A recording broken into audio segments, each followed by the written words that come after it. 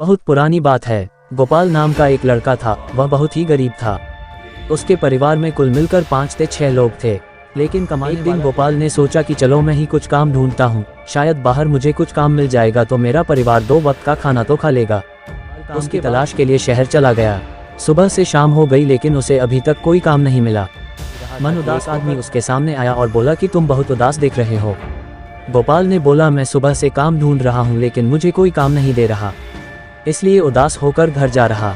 उस आदमी ने कहा कि मेरा एक कपड़े की दुकान है, वहाँ पर मैं तुम्हें काम दे सकता हूँ, बोलो मेरे पास काम करोगे? तो गोपाल ने झट से बोला, हाँ मालिक, मैं काम करने के लिए तैयार हूँ। तो उस आदमी ने बोला, ठीक है, कल से तुम काम पर आ जाना। इतना गोपाल बहुत खुश हो गया और अपने घर चला गया। घर जाने के बाद अपने परिवार वालों से बताया कि मुझे काम मिल गया, तो घर वाले भी बहुत खुश हो गए। गोपाल ने दूसरे दिन से काम पर जाना शुरू कर दिया। उसके घर से दुकान लगभग 10 किलोमीटर की दूरी पर था। उसके पास कोई साधन नहीं था, इसलिए वह घर से सुबह निकलता था तो वापस घर आते आते उसे रात हो जाती थी। ऐसा ही चलता था। एक दिन गोपाल जब दुकान से घर जा रहा था तो उसने देखा कि रास्ते में एक बहुत सुंदर लड़की खड़ी थी। उसके बहुत लंबे लंबे बाल थे, आंखें भी बहुत बड़ी बड़ी थी और कपड़े भी बहुत सुंदर पहनी थी। जब गोपाल उसके सामने आया तो वह गोपाल को बार बार घूरने लगी। गोपाल ने एक बार उस लड़की को देखा और अनदेखा करके अपने घर की ओर। जब गोपाल काम खत्म करके घर वापस जा रहा था तो फिर वही लड़की उसे उसी जगह दिखाई दी और वह फिर उसे घूरने लगी।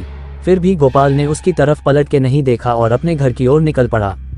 वो उसके पास 1 मिनट भी नहीं रुका, क्योंकि गोपाल को उस लड़की से बहुत डर लगता था और गोपाल डर के मारे थर-थर कांपता था। वह लड़की कई दिनों तक उसे उसी जगह दिखाई देती थी। एक दिन वह लड़की दिखाई नहीं दी। गोपाल ने इधर उधर देखा लेकिन कहीं नहीं दिखी।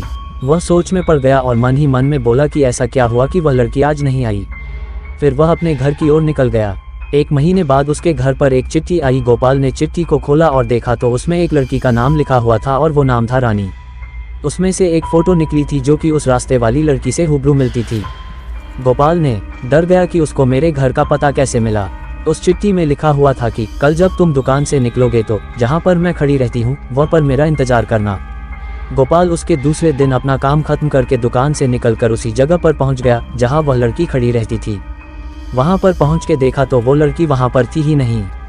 वह बहुत देर तक उसका इंतजार किया। जब वो लड़की नहीं दिखी तो वह अपने घर की तरफ चल दिया। गोपाल अपने घर जा ही रहा था कि उसे याद आया कि जो उसकी चिट्ठी आई थी उसमें उसका पता तो होगा ही, और अपने पॉकेट से वो चिट्ठी निकली और उस पते के अनुसार उस लड़की के घर चला गया। गोपाल ने दरवाजा खटखटाया तो एक आदमी आया और बोला कि क्या काम है। तो गोपाल ने कहा कि मुझे रानी से मिलना है। उस आदमी ने बोला कि बोलो क्या काम है, मैं उसका पापा और बेटा उसे गुजरे हुए 2 महीने हो गए हैं। गोपाल जब इतना सुना तो उसके हाथ पैर कांपने लगे और वह सोच में पड़ गया कि वह लड़की तो मुझे रास्ते में मिली थी और उसकी चिट्ठी भी आई थी। तभी रानी के पापा ने उसे दिखाया कि देखो बेटा, उसकी तस्वीर पर माला पड़ा हुआ है। इतना देखते ही गोपाल बहुत डर गया और भागकर अपने घर पहुंच गया। फिर उसने उस चिट्ठी को जला दिया। गोपाल बीमार रहने लगा। घर वालों ने बहुत इलाज कराया फिर भी कोई फायदा नहीं हुआ। उसका काम भी छूट गया। गोपाल को अक्सर मरी हुई रानी का चेहरा सोते हुए ये सब बातें जब गोपाल ने अपने घर वालों को बताई तब घर वालों ने तांत्रिक बाबा को बुला के गोपाल का इलाज करवाया। उसके बाद गोपाल ठीक हुआ।